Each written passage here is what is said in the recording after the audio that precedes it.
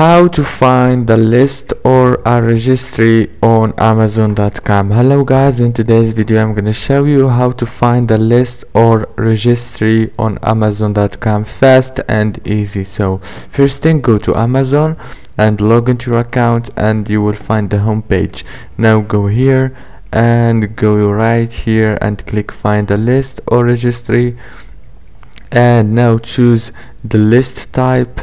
For example, birthday, gift, and the name. You can search by the name and click search right here and you will find it. If this video was helpful for you, please don't forget to like and subscribe. Thank you so much for watching till the end.